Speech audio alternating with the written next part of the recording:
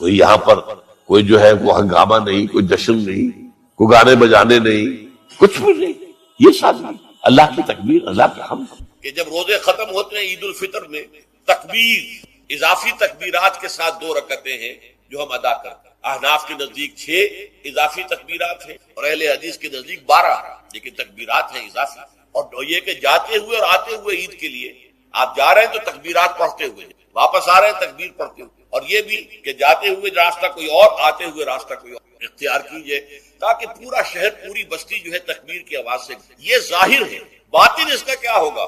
اللہ کی کبریائی کا اعلان کرو، اللہ کی کبریائی کو نافذ کرنے کی کوشش. جب اللہ نے تمہیں ہدایت دے دی، تمہیں اپنے دین حق سے نواز دیا ہے، تمہارا فرض ہے کہ اس کو قائم کرو. اس کے لیے جد و جہد کرو، اس کے لیے تن من دھن لگاؤ، اس کے لیے جان اور مال سے جہاد کرو. وَلِتُكَبِّرُوا اللَّهَ عَلَى مَا هَدَاكُمْ وَلَعَلَّكُمْ تَشْكُرُونَ. اور تاکہ تم واقعتاً. اب تو جیسے کسی نے کہا تھا، اقبال نے شاید کہا تھا، ہلال عید ہماری ہنسی اڑاتا. یہ ہلال عید جو آتا ہے ہم پر ہنستا ہے.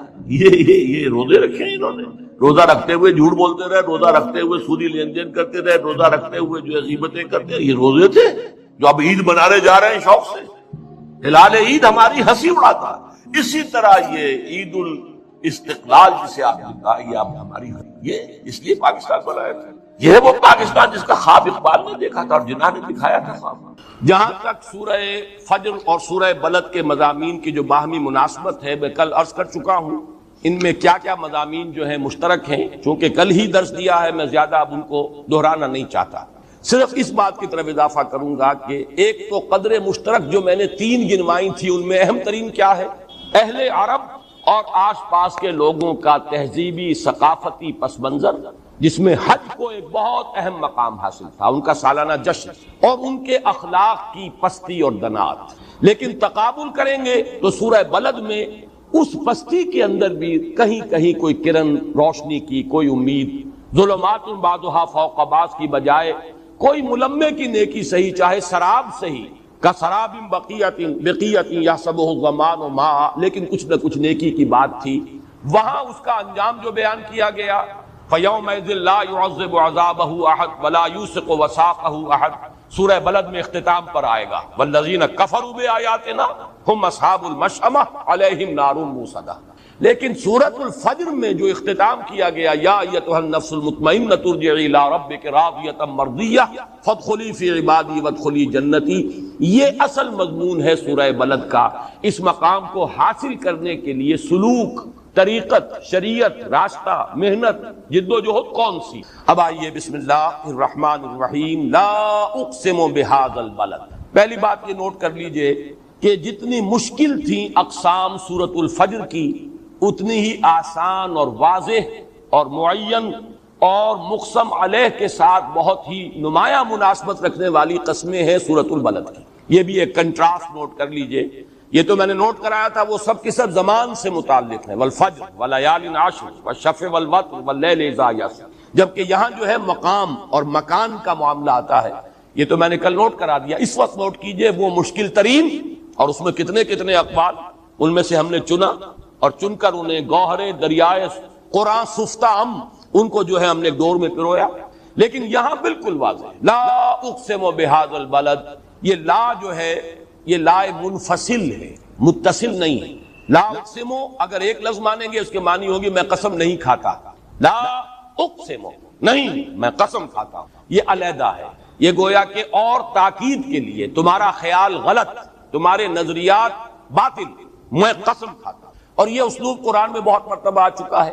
بہت نمایاں سورت کے شروع میں تو سورت القیامہ، لا اقسم بیوم القیامہ ولا اقسم بالنفس اللوامہ. ویسے درمیان میں بہت مرتبہ آ چکا ہے. سورہ واقعہ میں آیا ہے، فلا اقسم بمواقع النجوم وانہ لقسم لو تعلمون عظیم. سورہ حاقہ میں آ چکا ہے، فلا اقسم بما تبصرون وما لا تبصرون. سورہ انشقاق میں درمیان میں آ چکا ہے، کلا والقمر کلا فلا اقسم بالشفق واللیل وما وسق والقمر اذا اتسق لترکبن طبقا عن طبق. تو یہاں پہ یہ لا منفصل ہے جس کی مثالیں اور بھی ہیں. نہیں، میں قسم کھاتا ہوں اس شہر کی، اس بستی کی، اس میں کوئی اور رائے نہیں ہو سکتی کہ اس میں مراد مکہ ہے، مکہ مکرمہ. اس کی قسم سے بات شروع کی. وَأَنْتَ حِلٌّ بِهَذَا الْبَلَدِ. اور اے نبی صلی اللہ علیہ وسلم، اس میں بھی کوئی اختلاف نہیں کہ یہاں پہ انتا میں خطاب محمد الرسول اللہ صلی اللہ علیہ وسلم، اے نبی آپ حلن کے مفہوم میں البتہ اختلاف ہے، آپ مقیم ہیں یا آپ حلال ہیں، اور پھر حلال کے بھی مفہوم دو لیے گئے، اس طرح تین مفہوم بن جائیں گے، وہ میں بعد میں بیان کروں گا۔ وَأَنْتَ حِلٌّ بِهَذَا الْبَلَدِ، آپ مقیم ہیں یا حلال ہیں اس شہر میں، اس بستی میں۔ یہ ہے کلام معترضہ، حرف عطف بعد میں آ رہا ہے۔ وَوَالِدٍ وَمَا وَلَدَ، اور قسم ہے والد کی اور جو اس نے جنا، قسم ہے جننے والے کی اور اس کی جو اس نے جنا، قسم ہے والد کی اور اولاد کی۔ یہ گویا کہ تیسری آیت کا ترجمہ ہوا۔ ان تینوں آیتوں کے بعد اب جو مقسم علیہ آیا ہے وہ بہت واضح ہے۔ لَقَدْ خَلَقْنَا الْإِنسَانَ فِي كَبَدٍ، ہم نے انسان کو پیدا کیا ہے مشقت میں، محنت میں، تکلیف میں۔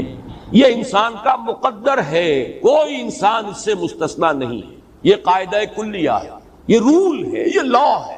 ہر انسان کے لیے اس دنیا کی زندگی میں، اس عالم خلق میں محنت ہے، مشقت ہے، تکالیف۔ یہ میں بڑی تفصیل سے بیان کر چکا ہوں سورۃ الانشقاق میں۔ یا ایھا الانسان انک کادح الی ربک کدحا فملاقی، وہی مضمون یہ ہے۔ ہم نے انسان کو پیدا کیا مشقت میں۔ یہاں چونکہ اب ہم اس آیت پر غور کر رہے ہیں تو اچھی طرح اس کے مفہوم کو سمجھ لیجئے۔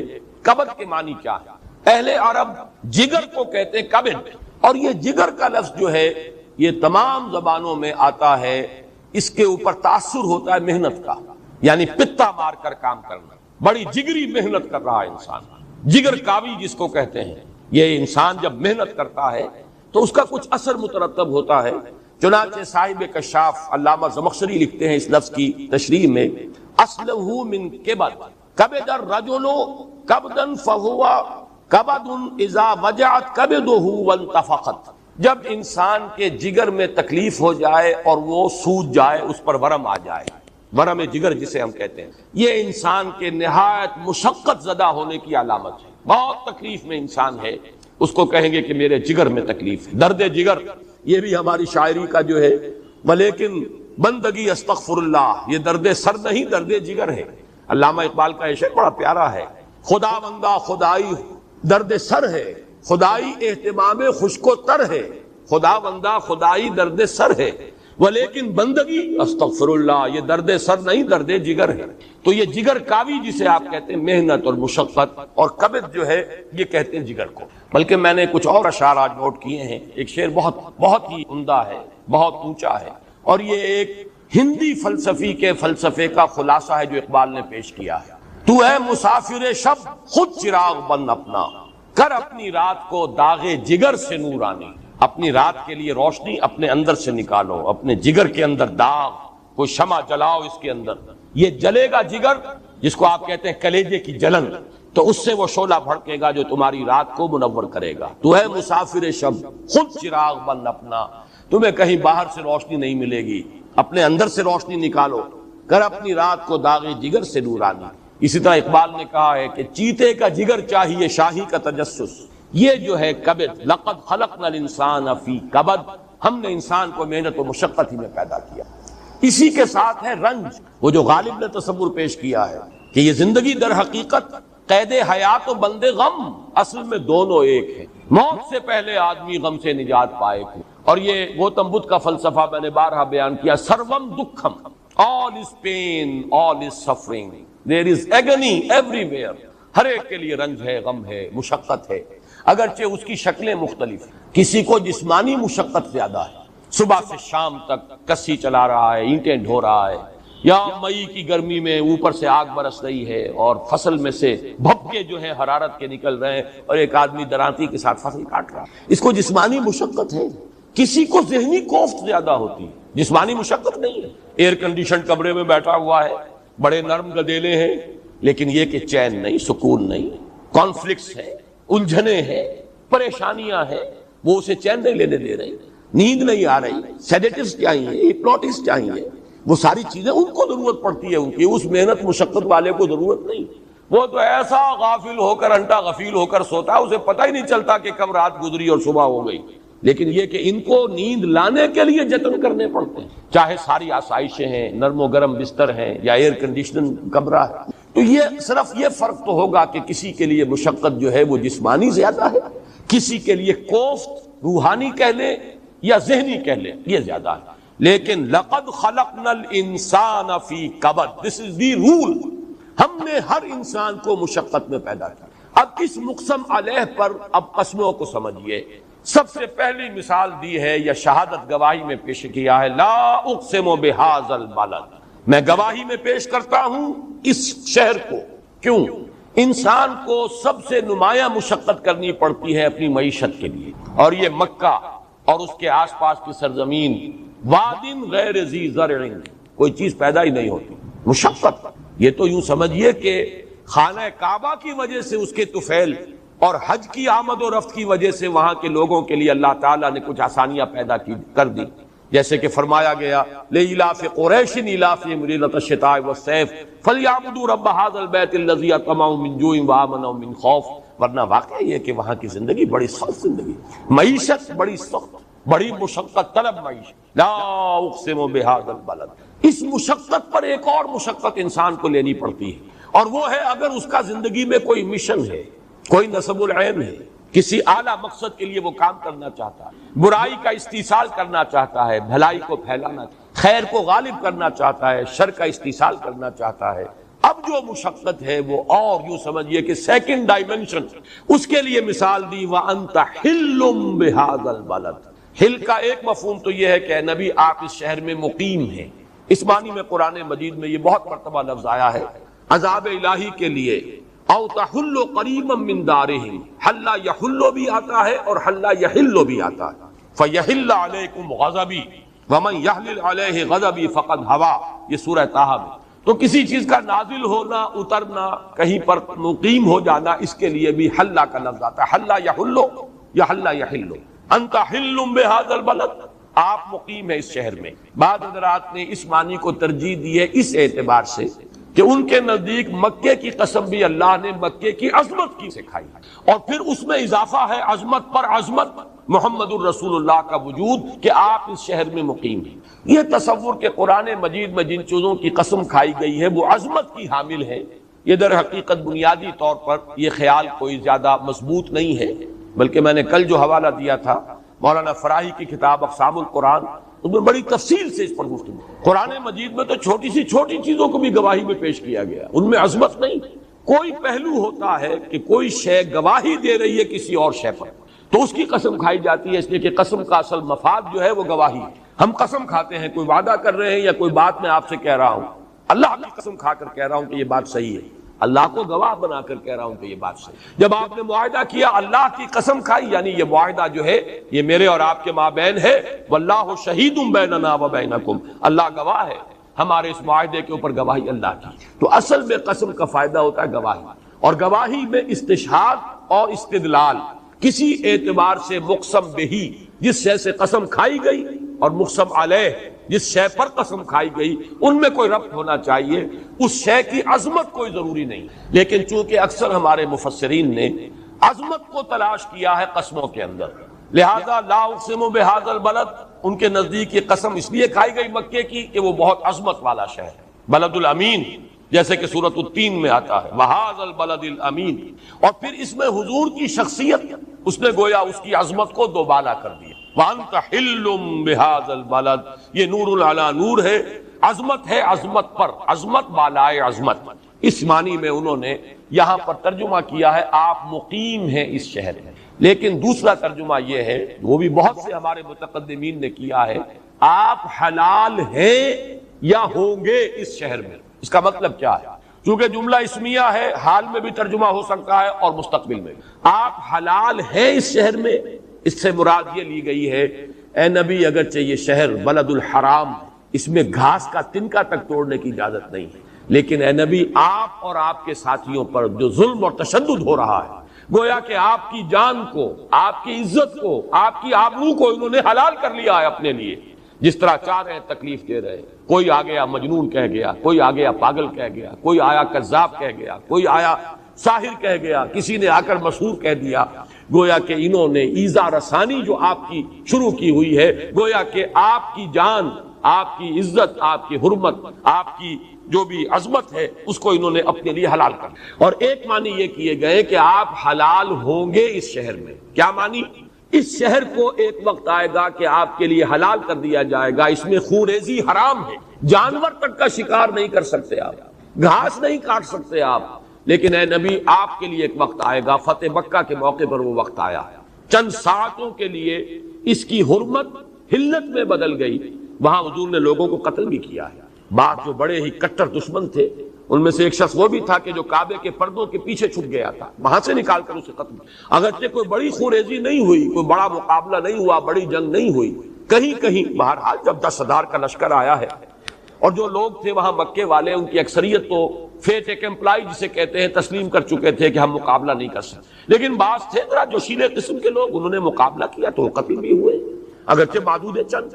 لیکن یہ کہ یہ شہر بلد الحرام، اے نبی ایک وقت آئے گا کہ آپ کے لیے اس کی حرمت، اس کی حلت ہو جائے گی کہ یہاں آپ لوگوں کو قتل بھی کر سکیں گے۔ یہ مفہوم لیا ہے بہت سے لوگوں نے، میرے نزدیک درمیانی مفہوم صحیح ہے، انسب ہے وہ اس کے لیے کہ لقد خلقنا الانسان فی کبد، اس کے ساتھ مناسبت اسی کی ہے، یہ مشقت جو آپ جھیل رہے ہیں، یہ تانے جو آپ کو سننے پڑ رہے ہیں۔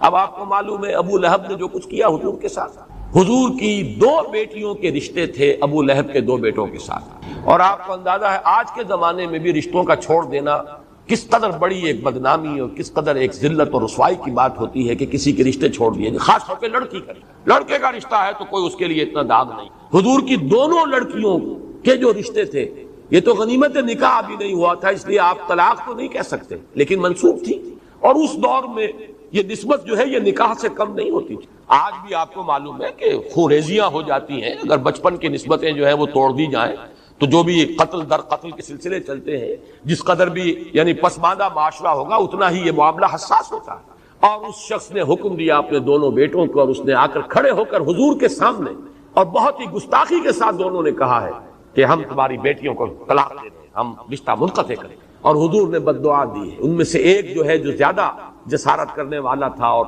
جس نے زیادہ گستاخی کی، حضور نے بد دعا دی کہ اللہ اپنے کتوں میں سے کسی کتے کو اس شخص پر مسلط کر دے جو مجھے اس طرح ذلیل کر کر گیا ہے، میری توہین کر کے۔ چنانچہ وہی بیٹا جو ہے ابو لہب کا ایک تجارتی سفر پر گیا تھا، شام واپس آ رہا تھا تو کسی جگہ قیام تھا اور اسے ڈر تھا حضور کی بد دعا کا، اپنے گرد وہ پہرے بھی رکھتا تھا، آگ بھی جلائی ہوئی تھی، لیکن ایک شیر آیا ہے اور کود کر اس آگ کے علاوہ سے وہ آیا ہے، اس کو اٹھا کر لے گیا، اسے اس نے ختم کیا۔ یہ حضور کی بد دعا کا اثر ہوا۔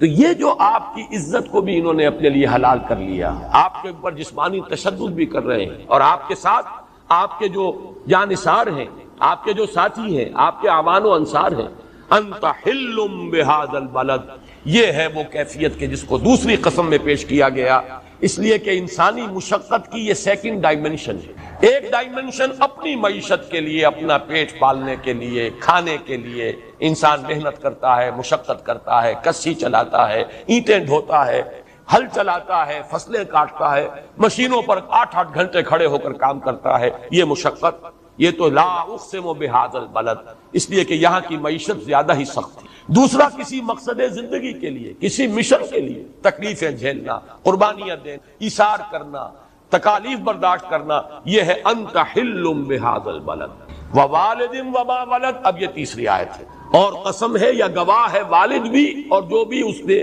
جنا، جو اس کی اولاد ہے۔ اس میں کئی آراء ہے، پہلے تو ان آراء کو نوٹ کر لیجئے۔ ایک رائے یہ ہے کہ والد سے مراد ہے حضرت آدم علیہ السلام، اور ما ولد پوری نوع انسانی۔ دوسری رائے یہ ہے کہ والد سے مراد ہے حضرت ابراہیم علیہ السلام، اور ان ما ولد سے مراد ہے ذریت ابراہیم۔ اور یہاں میں ایک بات آپ کو نوٹ کرا دوں، جو بات میں نے صرف اپنے گمان سے کہی تھی، وہ آج مجھے تفسیر کبیر میں امام رازی کے ہاں وہ بات مل گئی، اللہ کا فضل ہے، اللہ کا شکر ادا کر رہا ہوں۔ میں نے جو بات کہی تھی کہ یہ جو ایرینز ہیں، انڈین ایرینز، میرا گمان یہ ہے کہ حضرت اسحاق کے جو 2 بیٹے تھے، عیسو اور یعقوب، حضرت یعقوب کی اولاد تو بنی اسرائیل ہے، عیسو کی اولاد کہاں گئی؟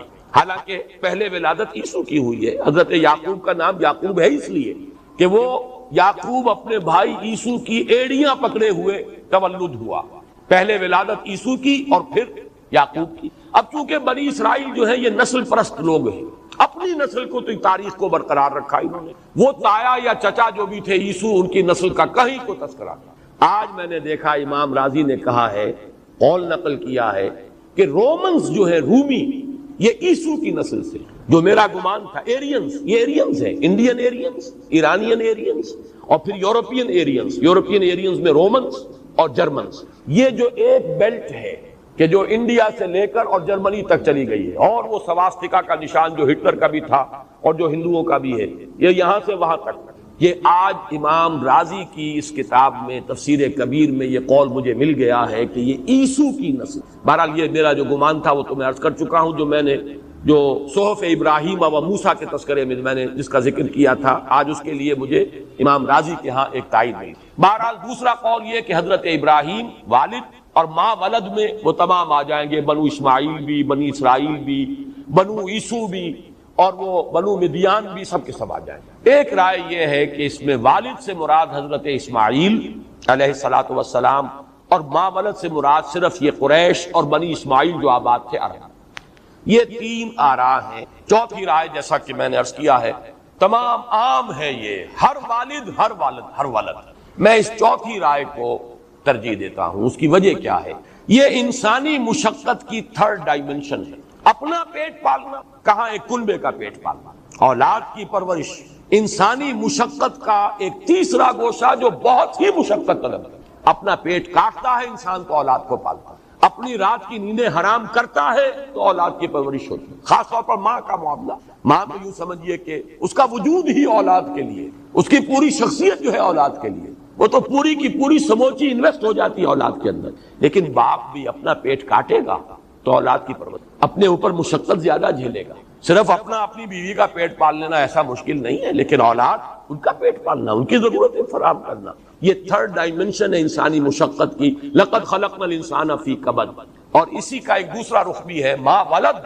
بڑھاپے میں جا کر والدین جو ہیں وہ اولاد کے لیے ایک مشقت کا سبب بن جاتا ہے. ذہنی مشقت، نفسیاتی مشقت، ان کی باتوں کو برداشت کرنا. زیادہ بوڑھے ہو جائیں تو جیسے کہ آپ کو معلوم ہے کہ زیادہ بوڑھا ہو کر انسان بچہ بن جاتا ہے. اس کی اسی طرح کی باتیں، اسی طرح کی خواہشات، اسی طرح کی فرمائشیں شروع ہو جاتی ہیں. یا پھر یہ کہ بہرحال وہ کم سے کم ایک طرح کا بوجھ تو بنتا ہے اپنی اولاد پر. جیسے کہ اولاد بوجھ بنتی ہے والدین پر ان کی جوانی میں، اسی طریقے سے والدین بوجھ بنتے ہیں اولاد پر جسمانی اعتبار سے بھی، ذہنی اور نفسیاتی اعتبار سے. یہی وجہ ہے کہ آج ویسٹ کا معاشرہ جو ہے وہ والدین کو برداشت کرنے کو تیار نہیں. میاں بیوی سمجھتے ہیں ہماری آزادی میں خامخواہ آئی ہو. گھر کی ملکہ جو ہے وہ چاہتی ہے میرا حکم چلے، اور ساس بیٹھی ہوئی ہے تو وہ اپنا حکم چلواتی ہے.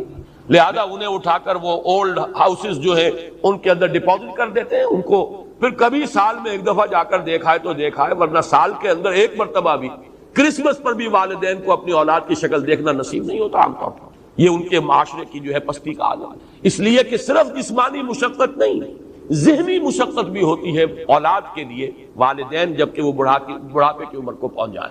یہی وجہ ہے کہ سورہ بنی اسرائیل میں فرمایا وَإِمَّا يَبْلُغَنَّ عِندَكَ الْكِبَرَ أَحَدُهُمَا أَوْ كِلَاهُمَا فَلَا تَقُل لَّهُمَا أُفٍّ وَلَا تَنْهَرْهُمَا وَقُل لَّهُمَا قَوْلًا كَرِيمًا. اگر ان میں سے ایک یا وہ دونوں تمہارے پاس بڑھاپے کی عمر کو پہنچ جائیں تو دیکھنا ان کو اف تک نہ کہنا. ان کے دل پر جا کر لگتی ہے وہ بات، چوٹ لگتی. کل یہ تھے پڑے ہوئے ہماری گود میں، نہ انہیں گندگی کا پتہ تھا، نہ پیشاب کا، نہ کسی اور شے کا. اس کے لیے بھی محتاج تھے کہ ہم صاف کریں تو صاف ہوں. اور آج یہ سینہ تان کر ہم سے بات کر رہے ہیں، ہماری بات کو ایسے رد کر رہے ہیں. یہ ایک نفسیاتی، جیسے بچپن میں اولاد والدین کے لیے صرف جسمانی مشقت نہیں، صدموں کا سبب بنتی. بچہ بیمار ہے، سوہان روح کون کس کو ہو رہا ہے؟ والدین کو ہو رہا ہے، خاص طور پہ ماں کو ہو رہا ہے. تو یہ ہے والدین وما ولد. یہ تھرڈ ڈائمنشن ہے لقد خلقنا الانسان فی کبد. یہ ہے جو کچھ میں سمجھا ہوں ان قسموں اور مقسم علیہ کے مابین ربط. لا اقسم بہذا البلد وانت حل بہذا البلد ووالد وما ولد لقد خلقنا الانسان فی کبد. اب آ رہا ہے وہ معاملہ کہ جس میں اب سورہ فجر کے ساتھ تقابل میں اس معاشرے کے اندر ساری پستی کے باوجود جو ذرا سی ملمے کی نیکی کی ایک کرن تھی. اَيَحْسَبُ أَن لَّن يَقْدِرَ عَلَيْهِ أَحَدٌ. کیا انسان یہ سمجھتا ہے کہ کوئی اس پر قابو نہ پا سکے گا؟ یہ تو گویا کہ اصل میں ایک تضاد دکھایا جا رہا ہے. انسان کو ہم نے اتنی مشقتوں میں ڈالا پھر بھی اس کی سرکشی کا یہ عالم، اس کا تکبر، اس کا گھمنڈ، اس کا استغنا۔ اگر ہم نے دنیا میں آرام و آسائش اس کو دی ہوتی تو نہ معلوم اس کے تکبر کا کیا حال ہوتا، اعراض کا کیا حال ہوتا۔ ابھی تو یہ اس طریقے سے مشقتوں میں پڑے ہونے کے باوجود اس کی اکڑ، ابو جہل کی اکڑ اور فلاں کی اکڑ جو ہے اس کا ذرا مشاہدہ کرو۔ یہی بات سورہ شورى میں کی گئی ہے۔ اگر ہم انسان کے لیے دنیا میں رزق جو ہے فراواں کر دیتے، اپنے سارے خزانے کھول دیتے، وَلَوْ بَسَطَ اللَّهُ الرِّزْقَ لِعِبَادِهِ لَبَغَوْا فِي الْأَرْضِ، یہ سب کے سب بغاوت، سرکشی، طغیانی، ہر ایک ان میں سے ابو جہل بنا ہوا ہوتا، ہر ایک قارون اور فرعون بنا ہوتا، پھر ہمارا تو نام لینے والا زمین پہ کوئی بھی نہ ہوتا۔ لیکن یہ کہ وَلَٰكِن يُنَزِّلُ بِقَدَرٍ عَلَىٰ مَا يَشَاءُ، ہم اللہ تعالیٰ جو ہے نازل فرماتا ہے اندازے کے مطابق، اپنے جو سٹورز ہیں جو انفائنائٹ ہیں ان میں سے ایشو کرتا ہے حساب کے مطابق، تاکہ انسان کو ملے۔ کبھی تنگی بھی آئے، تنگی میں تو ہماری طرف رجوع کرے گا، پکارے گا۔ یہ ہے وہ نقشہ جو یہاں کھینچا گیا۔ اس ساری سختی کے باوجود انسان جو ہے سرکشی اختیار کرتا ہے، تو کیا وہ سمجھتا ہے کہ کوئی اس پر قابو یافتہ نہیں ہے؟ اس کا کیا مطلب ہے؟ یہ وہی استفہام تقریری، اَیَحْسَبُ الْإِنسَانُ، کیا انسان یہ سمجھتا ہے؟ تو حقیقت میں اس کی جو ہے انکار مقصود ہے، نہیں، کوئی نہ کوئی ہستی ہے جو اس پر قابو یافتہ ہے۔ اب اگلی آیت ہے وہ کہ جس میں وہ کرن والی بات میں کر رہا ہوں، ملمے کی نیکی کی روشنی۔ یقول اہلکت مالا لبدا، کہتا ہے میں نے تو ڈھیروں مال لٹا دیا۔ اس کا سارا تعلق جو ہے اس حج ہی کے نظام کے جس کی قسمیں سورہ فجر میں آتی، ان کی ساری جو سخاوت تھی اور دریا دلی تھی وہ حج کے موقع پر آتی۔ اس کے پس منظر کو سمجھ لیجیے، حج ان کی خوشحالی کا ذریعہ بھی تھا۔ خانہ کعبہ کی وجہ سے ان کے جو قافلے تھے محفوظ رہتے تھے، ان پر کوئی حملہ نہیں ہوتا تھا۔ ایسٹ ویسٹ ٹریڈ کی مونوپلی جو انہیں حاصل ہوئی وہ اسی وجہ سے ہوئی۔ حاجی جب آتے تھے قربانیاں دیتے تھے، وہ گوشت تھا جو ان کو ملتا تھا۔ چڑھاوے چڑھاتے تھے، وہ خزانہ ان کا بھرتا تھا، اس سے باقاعدہ جو ہے یہ بیت اللہ کا خزانہ تھا، جس خزانے میں جیسے کہ سومناتھ کے مندر کے اندر نہ معلوم کتنے زر و جواہر تھے کہ جو پھر جب توڑا ہے اس بت کو محمود غزنوی نے تو نہ معلوم کتنے زر و جواہر اور سیم و زر لے کر گیا ہے۔ اسی طرح یہاں بھی بڑا خزانہ تھا، اور ابو لہب خزانچی تھا اس کا، اور مشہور تھا اس معاشرے میں کہ اس نے غزال زریں، کسی شخص نے کبھی آ کر سونے کا بنا ہوا ایک ہرن غزال زریں اس نے وہاں پر نظر کے طور پر پیش کیا، اور یہ اس نے چرا لیا۔ یہ مشہور تھا، چور ہے یہ غزال زریں کا، اس نے چرایا ہے وہ جو سونے کا بنا ہوا جو ہرن تھا، جو چڑھایا تھا کسی چڑھانے والے نے کعبے پر، وہ اس نے چرا لیا۔ تو یوں سمجھ لیجئے کہ ان کے لیے خوشحالی کا ذریعہ بھی ہے، لیکن اسی موقع پر وہ اپنی دریا دلی اور سخاوت کا مظاہرہ کرتے تھے اور اس میں مقابلہ کرتے۔ بلکہ یہ بات نوٹ کر لیجئے، اہم ہے، مولانا اصلاحی صاحب نے بہت صحیح پس منظر بیان کیا ہے۔ سورہ بقرہ میں جو آیت آئی ہے، یسألونک عن الخمر والمیسر قل فیہما اسم کبیر ومنافع للناس واسمہما اکبر من نفعہما۔ تو یہ جو اس میں شراب اور جوئے کو جمع کیا گیا ہے، یہ کس وجہ سے؟ حج کے موقع پر وہ یہ کرتے تھے کہ جو بڑے سردار ہوتے تھے، 100 اونٹ ذبح کر دو، 100 اونٹ ذبح ہو گئے، اب گوشت کے ڈھیر لگا لیتے تھے، اس پر جوا کھیلتے تھے، اور اس گوشت کے جوئے کو پھر وہ تقسیم کر دیتے تھے، جس نے گیم کیا لو بھائی اب غریبوں میں تقسیم کر دو۔ یہ ان کا اپنی دریا دلی، اپنی سخاوت، اپنی بہادری، اپنے داؤ لگانے کی وسعت، اس کا مظاہرے کا مقابلہ ہوتا تھا کہ کون اس میں کتنا آگے جاتا ہے۔ یہ مقابلے ہوتے تھے، اور اسی کے لیے وہ میں نے ابو جہل کا قول آپ کو سنایا تھا کہ بنو ہاشم نے کھانے کھلائے، ہم نے ان سے بڑھ کر کھلائے، انہوں نے فیاضیاں کی، ہم نے ان سے بڑھ کر کی، انہوں نے سخاوت کا اظہار کیا، ہم نے ان سے بڑھ کر کیا۔ یہ مقابلہ۔ اب ظاہر بات ہے جو لوگ یہ کام کر رہے ہوں اور وہ اصل روح نیکی موجود نہ ہو، اصل ایمان باللہ نہیں ہے، اصل آخرت کا ایمان نہیں ہے، یہ سب ریاکاری کی نیکی ہے، یہ صرف اپنی دولت مندی کے اظہار کا ذریعہ ہے۔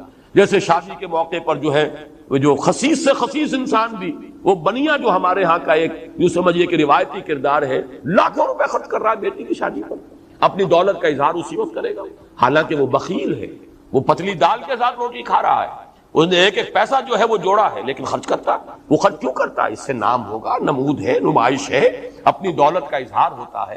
یہی اس معاشرے کے اندر تھا۔ جب ایک شخص یہ کام کرے گا تو پھر اس کا اظہار بھی کرے گا، ڈینگے مارے گا، اہلکت مالا لبدا، جی مجھ میری بات کرتے ہو، فلاں میرے مقابلے پہ آ سکتا ہے بھلا؟ میں نے تو ڈھیروں مال لٹایا ہے، میں نے ڈھیروں خیرات کی ہے۔ آج آپ کہیں گے میں نے اتنا بڑے فاؤنڈیشن قائم کیے ہیں، میں نے اتنے یتیم خانے جو ہے قائم کر دیے، میں نے اس طرح کا اولڈ ہاؤس جو ہے بوڑھوں کے لیے قائم کر دیا ہے، میرا لنگر ہر وقت چلتا رہتا ہے، غریب آتے ہیں۔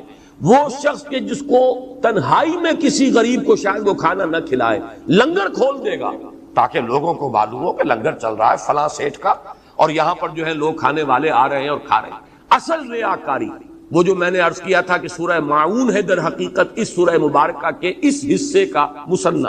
ارایت الذی یکذب بالدین فذلک الذی یدعو الیتیم ولا یحض علی طعام المسکین فویل للمصلین الذین هم عن صلاتهم ساہون الذین هم یراؤون ویمنعون الماعون۔ کردار کی پستی کا یہ عالم ہے کہ عام مانگے کی چیز جو استعمال کی ہے وہ بھی کسی کو ادھار نہیں دیتے، لیکن ریاکاری کے اندر، نمازیں ہیں تو ریاکاری کی، اور یہ حج ہے اور اس میں جو سخاوت ہے اور کھانے کھلائے جا رہے ہیں، اور سقایت الحاج جو سورہ توبہ میں ہم پڑھ چکے ہیں، اجعلتم سقایت الحاج وعمارت المسجد الحرام، تم نے ان چیزوں کو بڑی اہمیت دے دی ہے، کیا یہ برابر ہو سکتے ہیں ان کے کہ جو اللہ پر ایمان لائے اور جنہوں نے اللہ کی راہ میں جہاد کیا؟ یہ ہے اصل میں اس کا پس منظر۔ یقول اہلکت مالا لبدا، اب چاہے یہ ریاکاری کی نیکی تھی، ریاکاری کی سخاوت تھی، لیکن بہرحال اس بخل سے جو کردار ہے ابو لہب کا، نہایت بخیل، وہ ایک پیسہ بھی ریاکاری کے طور پر بھی خرچ کرنے کو تیار نہیں تھا۔ ظلمات بعضها فوق بعض کا مصداق ابو لہب، لیکن ابو جہل کم سے کم یہ اس کے اندر فیاضی موجود تھی، ریاکارانہ فیاضی، اس کا ذکر کیا جا رہا ہے۔ یقول اہلکت مالا لبدا یحسب ان لم یرہ احد، کیا وہ یہ سمجھتا ہے کہ اسے کسی نے دیکھا نہیں؟ کہنے کی ضرورت کیوں پیش آئی؟ اگر اللہ کے لیے خرچ کیا تو بیان کرنے کی ضرورت نہیں، اللہ تو دیکھنے والا ہے۔ اور یہ جو بڑھا چڑھا کر بیان کر رہا ہے، خرچ کیے 100 بیان کر رہا ہے 1000، تو کیا اس کا یہ خیال ہے کہ کوئی نہیں ہے جو جانتا ہو کہ اس نے کتنا خرچ کیا؟ کوئی دیکھنے والی آنکھ نہیں ہے کہ جس کے علم میں ہو کہ اس نے کیا خرچ کیا؟ جیسے کہ سورہ آل عمران میں آیا ہے کہ وہ یہ چاہتے ہیں ان یحمدوا بما لم یفعلوا، جو کوئی کام خیر کا کیا ہو اس پر تو وہ اپنی تعریف چاہتے ہی ہیں، مزید چاہتے ہیں جو نہیں کیا اس پر بھی تعریف کی جائے۔ یہ پاس نامے جو پڑھے جاتے ہیں آج، جس کے اندر زمین و آسمان کے قلابے ملائے جاتے ہیں، کوئی خیر کا پہلو ہوتا بھی ہے لیکن اکثر و بیشتر تو خامخواہ کا جھوٹا ان کی خوشامد جو ہے اور چاپلوسی کے سوا کچھ نہیں ہوتا۔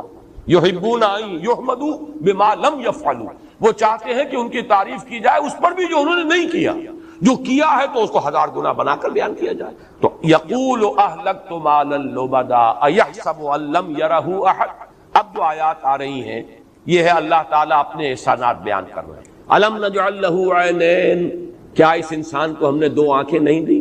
ولسانا وشفتین، اور ایک زبان اور 2 ہونٹ، وہدیناہ النجدین، اور ہم نے راہ دکھا دی انہیں 2 اونچائیوں کی۔ اس کا مفہوم کیا ہے؟ پہلی 2 آیات میں تو کوئی اختلاف نہیں، عینین یہ 2 آنکھیں، لسانا وشفتین اس میں بھی کوئی اختلاف نہیں، زبان اور یہ 2 ہونٹ۔ البتہ وَهَدَيْنَاهُ النَّجْدَيْن میں اختلاف ہے۔ ایک رائے یہ ہے کہ اس سے مراد ہیں 2 راستے، یعنی نیکی اور بدی کے۔ اللہ نے دونوں راستے دکھا دیے۔ خیر کا راستہ یہ ہے چلنا چاہو چلو بسم اللہ کرو، شر کا راستہ یہ جانا چاہتے ہو جاؤ دفع کرو ہو جاؤ، دونوں تمہیں چوائس دے دیے گئے ہیں، دکھا دیے ہم نے تمہیں، یہ راستہ خیر کا ہے یہ شر کا۔ اس کا ربط جن لوگوں کی یہ رائے ہے وہ جوڑتے ہیں سورۃ الشمس میں جو آیت آئی ہے فَأَلْهَمَهَا فُجُورَهَا وَتَقْوَاهَا، انسان کے نفس کو اللہ تعالیٰ نے نیکیوں اور بدیوں کا الہامی علم عطا کر دیا۔ انسان کو معلوم ہے کیا خیر ہے کیا شر ہے، کیا نیکی ہے کیا بدی ہے، کیا بھلائی ہے کیا برائی ہے، کیا گڈ ہے کیا ایول ہے۔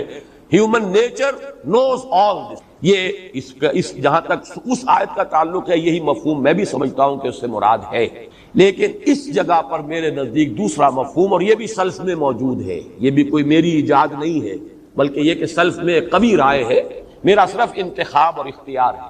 اس سے مراد ہے ماں کی چھاتیاں، 2 ابھار۔ نجد اصل میں کہتے ہیں سطح مرتفع، جیسے ہمارے ہاں پلیچوز کہلاتے ہیں، یہ پوٹھوہار کا پلیچو ہے اور یہ بلوچستان کا ہے سطح مرتفع، اور ہندوستان میں دکن کی سطح مرتفع ہے اونچا ابھار۔ نجد کا علاقہ جو ہے جو جزیرہ نما عرب میں وہ بھی اونچا ہے، جبکہ حجاز ایک دیوار کے مانند حائل ہے، پہاڑی سلسلہ، اور پھر ویسٹ آف حجاز جو ہے تہامہ، وہ نیچی زمین ہے، میدانی زمین ہے، ساحلی زمین۔ تو نجدین سے مراد ایک لی گئی ہے جسے میں ترجیح دے رہا ہوں کہ اس سے مراد ہیں ماں کی دو چھاتی. اور اس میں اب رب کیا قائم ہوا؟ یہ جو میں عرض کر چکا ہوں سورۃ الاعلی میں سبح اسم ربک الاعلی الذی خلق فسوی والذی قدر فہدی، یہ در حقیقت ہدایت خدابندی کے مراحل ہیں. اللہ نے انسان کو آنکھیں دی، کان دی، یہ اس کے لیے ہدایت کے حصول کا ایک راستہ ہے. کھول آنکھ، زمین دیکھ، فلک دیکھ، فضا دیکھ، مشرق سے ابھرتے ہوئے سورج کو ذرا دیکھ. Observe, listen and then infer ان السمع والبصر والفؤاد کل اولئک کان عنہ مسئول. نمبر 2 فیکلٹی جو انسان کو دی ہے، بڑی ٹاپ کی فیکلٹی، علمہ البیان، اس میں یہ لسان اور شفتین، وَلِسَانًا وَشَفَتَيْن، یہ ہے وہ سپیچ کی فیکلٹی، علمہ البیان، اس کا ذریعہ یہ ہونٹ ہے اور زبان ہے. نمبر 3 وہ جبلی ہدایت جو لے کر انسان آتا ہے اس دنیا کے اندر. انسان کا بچہ ٹریننگ لے کر آیا ہے، گویا کہ انسان کا بچہ پیدا ہوتے ہی وہ ماں کے چھاتی کو اپنے منہ میں لے گا اور کہیں سے سیکھ کر آیا ہے، کسی نے سکھایا ہے. جبلی ہدایت ہے یہ. خاص طور پر چونکہ انسانوں میں تو یہ فینومینن اتنا نظر نہیں آتا، شرم و حیا کی وجہ سے مائیں اپنے بچوں کو دودھ پلاتی ہیں تو ڈھانپ کر. لیکن آپ نے اگر کبھی دیکھا ہو بکری کا بچہ، ابھی اس کی ولادت ہوئی ہے، کھڑا بھی نہیں ہو سکتا، فز کا لفظ آتا ہے اس لیے کہ اس کی ٹانگیں کانپ رہی ہوتی، لیکن معلوم ہوتا ہے کہ اس سب کے باوجود کہیں سے اسے ٹرین کر کے بھیجا گیا، لپکتا ہے ماں کے تھنوں کی طرف اور اس کو لے کر چوسنا شروع. کس نے بتایا اسے کہ تمہاری خوراک یہاں ہے؟ یہ جبلی ہدایت. اس کے میں درجے بیان کر چکا ہوں. جبلی ہدایت کے بعد پھر نوعی ہدایت ہے. نوعی ہدایت سے اوپر انفرادی ہدایت میں پھر انسان کے لیے یہ قرآن اور اللہ تعالیٰ کی طرف سے انبیاء اور رسل کا سلسلہ وہ اتمام ہدایت ہے. اللہ کی طرف سے ہدایت کا اتمام ہے جو وحی اور انبیاء کے ذریعے سے ہوا ہے، ورنہ ہدایت نوعی، فردی، جبلی یہ ساری ہدایت ہے. تو یہ رائے بھی سلف میں موجود ہے اور میں نے اسی کو اختیار کیا ہے. اللہ تعالیٰ نے ان سب کو بیان کر کے فرمایا فَلَقْتَحَمَ الْعَقَبَةَ، لیکن انسان نہ گھس سکا گھاٹی میں. عقبہ بھی کہتے ہیں، جیسے نجد کہتے ہیں کسی اونچے مقام کو، عقبہ کہتے ہیں کسی اونچے مقام پر درا، گھاٹی، تنگ گھاٹی. 2 پہاڑ ہیں، ایک ادھر ایک ادھر، ان کے درمیان تنگ راستہ ہے، وہ عقبہ ہے. اور یہی عقبہ کا لفظ آپ نے پڑھا ہوگا سیرت میں، بیعت عقبہ اولا، بیعت عقبہ ثانیہ. بدقسمتی سے اب وہ عقبہ موجود نہیں رہا، وہ گھاٹی ختم ہو گئی. میں نے سن 70 میں اس گھاٹی کا جو ہے مشاہدہ بھی کیا، اور وہی گھاٹی تھی بڑی تنگ، جہاں جمرہ عقبہ ہے، جو لوگ حج پر جائیں اس سال وہ نوٹ کریں گے، جہاں وہ بڑا وہ ہے شیطان عقبہ، جمرہ عقبہ، اس کے اگر عرفات کی طرف رخ کر کے کھڑے ہو جائیں مشرق کی طرف تو بائیں ہاتھ، اور مکے کی طرف رخ کر کے کھڑے ہو مغرب کی طرف تو دائیں ہاتھ. ایک بڑی سی پہاڑی تھی، اس پہاڑی کے پیچھے یہ درہ تھا عقبہ. اسی درے میں 6 صحابی ملے تھے انصاری، جنہوں نے حضور پر ایمان لائے سن 11 نبوی میں، یا سن 10 کا اختتام ہو سکتا ہے، واللہ اعلم. اگلے سال وہ آئے تو ان 6 میں سے ایک نہیں آیا، 5 آئے، لیکن 7 اور آئے، 12 تھے جنہوں نے بیعت کی، بیعت عقبہ اولا. پھر ان کے ساتھ حضرت مصعب بن عمیر کو بھیجا گیا اور حضرت عبداللہ ابن ام مکتوم کو بعد میں بھیجا گیا. ان 2 کی دعوت و تبلیغ سے اگلے سال 72 مرد اور 3 عورتیں آ گئے، اور پھر انہوں نے بیعت کی، بیعت عقبہ ثانیہ. یہ گھاٹی اب ختم ہو گئی ہے، مینا کو چوڑا کر رہے ہیں چونکہ حاجیوں کی تعداد بہت زیادہ ہو گئی ہے، تو وہ پہاڑی اڑا دی گئی بالکل. اب وہ گھاٹی جو ہے اب اس کا کوئی نشان نہیں ہے. البتہ جہاں بیعت ہوئی تھی وہاں ترکوں نے اپنے زمانے میں ایک مسجد بنا دی تھی، بڑے خستہ حالات میں وہ مسجد ابھی تک تو تھی. میں جو ابھی پچھلے سال بھی ہو کر آیا ہوں تو میں نے وہ مسجد دیکھی ہے، بہت خستہ اور گندگی اس میں پڑی ہوئی ہے، اس لیے کہ سعودی مزاج جو ہے، نجدی مزاج، وہ ان یادگاروں کے بہت خلاف ہے، دشمن ہے ان کے. اور اس کی ایک وجہ بھی ہے کہ عام لوگ جو حالات جو ہیں وہ جہاں کر مشرکانہ حرکات وہاں جا کر کرتے ہیں، اس لیے انہوں نے تو اکثر و بیشتر نشانات جو ہیں یہ مٹائی دیے. لیکن وہ مسجد اس وقت تک بچی ہوئی تھی، اس پر کتبہ بھی لگا ہوا تھا، بڑے قدیم قسم کے خط میں ہے یہ، کوفی خط میں. بہرحال وہ عقبہ کا لفظ بتا رہا ہوں، اونچی گھاٹی.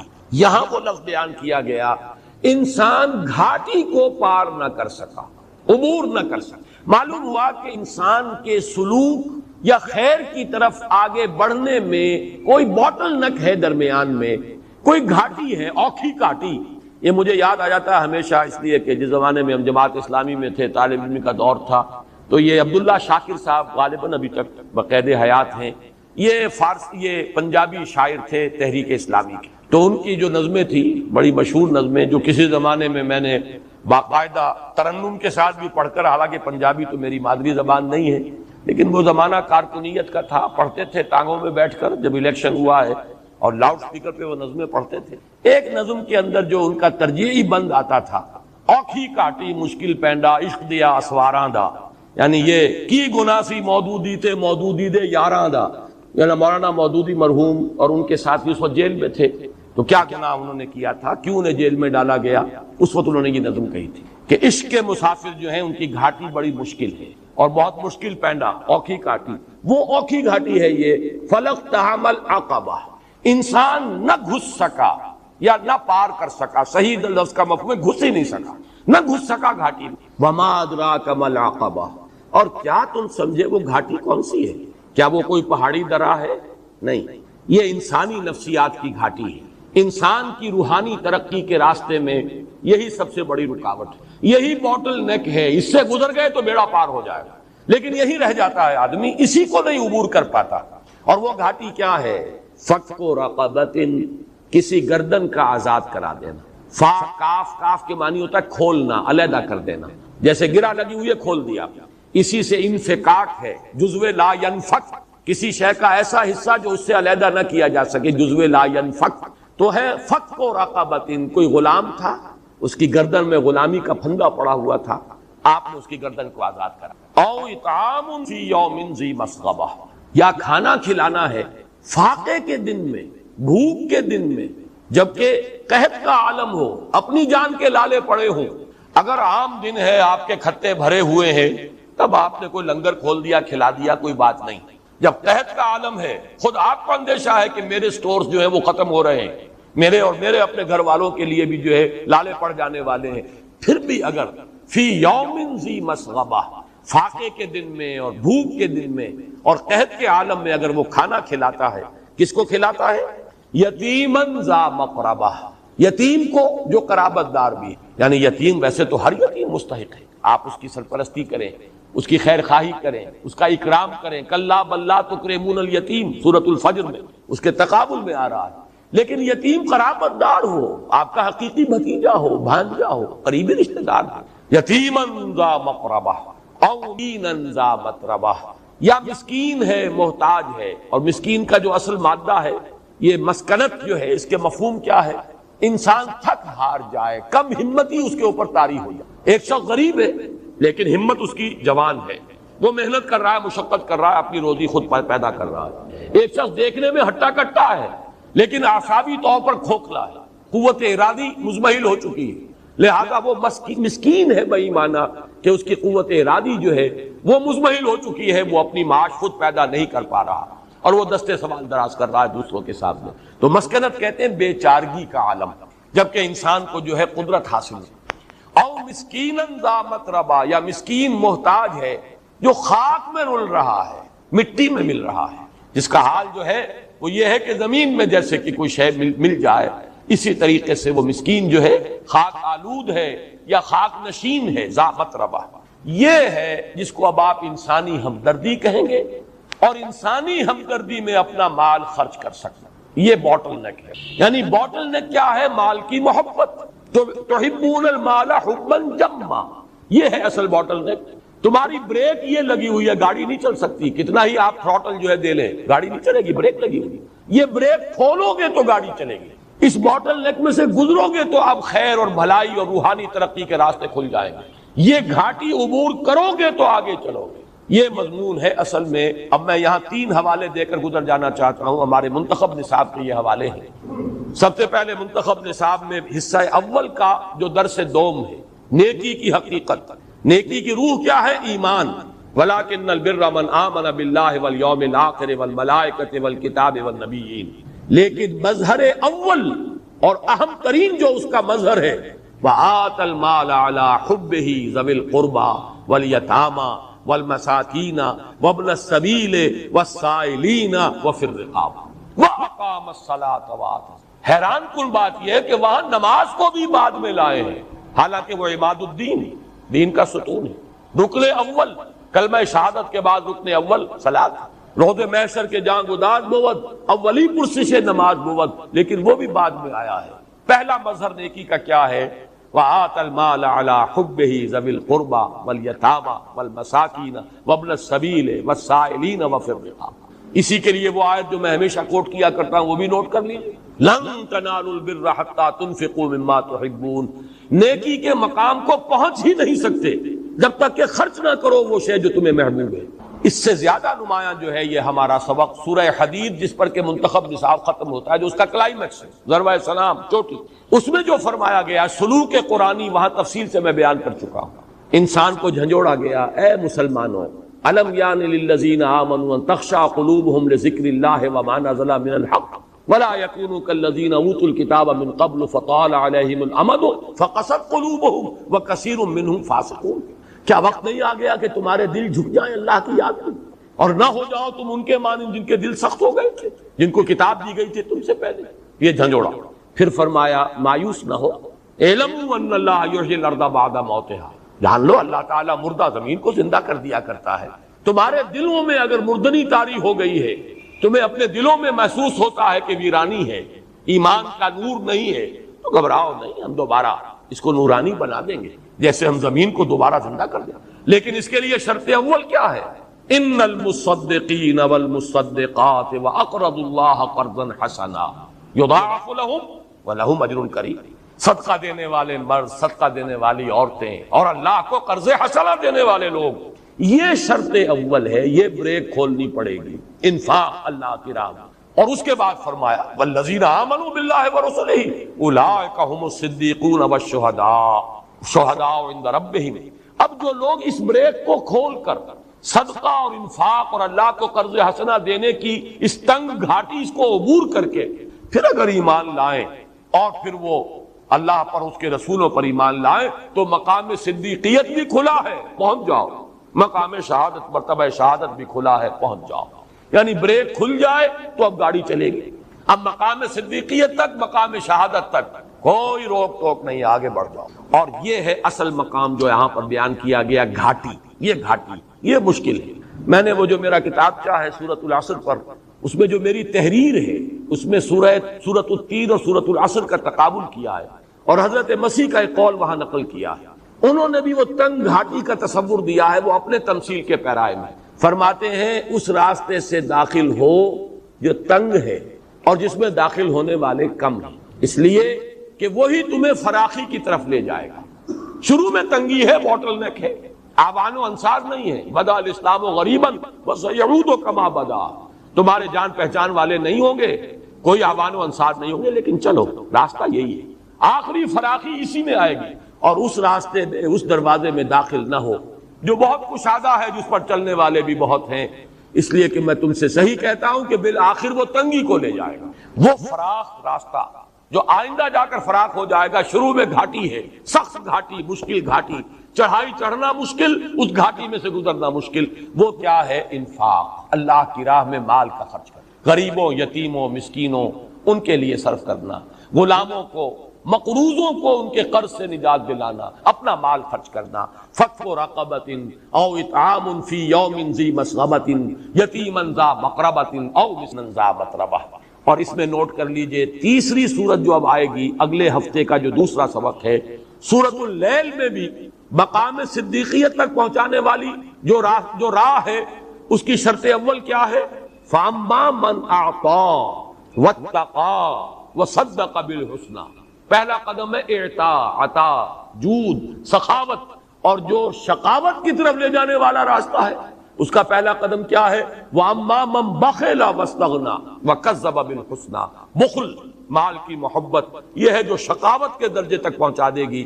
اور اگر سخاوت ہے اور اپنا مال غریبوں اور یتیموں پر خرچ کرنے کی استعداد ہے اللہ کی رضا جوئی کے لیے، یہ ہے جو مقام صدیقیت تک پہنچا دے. فَلَقْتَحَمَ الْعَقَبَةَ وَمَا أَدْرَاكَ مَا الْعَقَبَةُ فَكُّ رَقَبَةٍ أَوْ إِطْعَامٌ فِي يَوْمٍ ذِي مَسْغَبَةٍ یتیما ذا مقربہ او مسکینا ذا متربہ ثم کان من الذین آمنوا وتواصوا بالصبر وتواصوا بالمرحمہ. بہت اہم مقام ہے یہ. ایک تو اس اعتبار سے کہ یہاں لفظ ثم کیوں آیا. جدید دور کے مفسرین میں سے اکثر نے اس کی طرف توجہ ہی نہیں کی، کوئی اہمیت ہی نہیں دی. ثم کیوں؟ ثم تراخی کے لیے آتا ہے، اس میں کوئی شک ہی نہیں. فا جو ہے وہ کئی معنی میں استعمال ہوتا ہے. لیکن ثم تراخی یعنی کسی شے کے بعد کوئی شے ہونا. ثم کان من الذین آمنوا وتواصوا بالصبر وتواصوا بالمرحمہ، اس گھاٹی میں سے نکل آؤ، پھر شامل ہو جاؤ ان لوگوں میں جو ایمان لائے اور جنہوں نے باہم ایک دوسرے کو وصیت کی صبر اور باہم ایک دوسرے کو وصیت کی ایک دوسرے پر رحم کرنے کی، مرحمت. یہ ثم اس اعتبار سے سورہ حدید کے اس مقام کے ساتھ تقابل کیجئے. پہلے ہے انفاق، ان المصدقین والمصدقات واقرضوا اللہ قرضا حسنا، پھر ہے والذین آمنوا باللہ ورسلہ اولئک هم الصدیقون والشہداء عند ربہم. یہاں اس رب کو واضح کیا ثم. اگر کسی شخص میں بخل ہے، مال کی محبت ہے، تو ایمان بھی لے آئے گا تو عبداللہ ابن ابی بنے گا. وہ ایمان کی کھیتی برابر نہیں ہوگی، ایمان لے آئے گا لیکن زمین جو ہے اس کے اندر جو ہے شور ہے، شوریلی زمین ہے، اس میں بہترین آپ نے بیج ڈال دیا، بیج بھی ضائع ہو جائے گا. دنیا کی محبت اور مال کی محبت اگر آپ کے دل میں رچی بسی ہوئی ہے تو ایمان بھی لے آئیں گے تو وہ نفاق والا ایمان ہوگا. ہاں یہ گندگی دل سے نکل گئی ہے تو ایمان لائیں گے. اب ایمان کا جو تخم ہے وہ برابر ہوگا، اس میں پھل لگیں گے، پھول لگیں گے، وہ فصل جو ہے پورے طور پر لہلہائے گی. ثم اس گھاٹی کو عبور کر کے اس گندگی کو نکال کر آؤ، اس باٹل نیک سے گزر کر آؤ، تب ہے ثم کان من الذین آمنوا وتواصوا بالصبر وتواصوا بالمرحمہ، پھر ہوا وہ ان لوگوں میں سے. اب یہاں پر نوٹ کیجئے، میں نے کل عرض کیا تھا کہ سورۃ الفجر میں تو جو عرب کا وہ ماحول تھا اس وقت کا صرف اس کی نقشہ کشی کی گئی، اس میں راستہ بتایا گیا. اس تاریکی کے ماحول میں جن میں یہ صلاحیت موجود تھی، چاہے وہ ملمے کے لیے کر رہے تھے، دکھاوے کے لیے کر رہے تھے، لیکن یہ کہ اس کا مطلب ہے کہ وہ بخل نہیں تھا ان کے اندر، وہ بریک لگا ہوا نہیں تھا. اگر وہ ایمان لے آئے تو جیسا کہ آپ کو معلوم ہے اب وہ ایمان برابر. لیکن ایمان لانا صرف انفرادی طور پر معاشرے کو نہیں بدلے گا. ایک اجتماعیت، ایک جماعت، ایک اجتماعیت کا جزو بن جانا، ایک اکیلا دو گیارہ. اس لیے یہاں یہ نہیں فرمایا ثم آمنا، بلکہ یہ کہ ثم کان من الذین آمنوا، پھر وہ ان میں شامل ہوا. جمعیت جب تک نہیں ہوگی، جماعت جب تک نہیں ہوگی، اجتماعی جد و جہد جب تک نہیں ہوگی، معاشرہ نہیں بدل سکتا. اکیلا چنا جو ہے بھاڑ کو نہیں پھوڑ سکتا. اپنی اصلاح کرو، اپنا بریک کھولو، اپنے دل کو مال کی محبت کی نجاست سے پاک کرو، پھر شامل ہو جاؤ ان میں جو ایمان لائے ہیں اور جو تواصی بالحق اور تواصی بالصبر یا تواصی بالصبر اور تواصی بالمرحمہ کا فریضہ سر انجام دے. اس سے معاشرے کی تطہیر ہوگی، اس سے حالات کے اندر انقلاب آئے گا، اس سے ماحول تبدیل ہو جائے گا. یہ پورا راستہ ہے کہ جو اس ایک آیت کے اندر بیان کر دیا گیا. اگر واحد کا صیغہ آتا تو اس کے اندر یہ مفہوم پیدا نہ ہوتا. اس اعتبار سے نوٹ کیجئے کہ یہ آیت جو ہے یہ سورۃ العصر کی تیسری آیت کے مشابہ ہے. یہ تواصو کی تکرار قرآن میں ایک ہی دوسرا مقام ہے، والعصر ان الانسان لفی خسر الا الذین آمنوا وعملوا الصالحات وتواصوا بالحق وتواصوا بالصبر. اسی طریقے سے وتواصوا بالصبر وتواصوا بالمرحمہ یہاں پر تکرار آئی.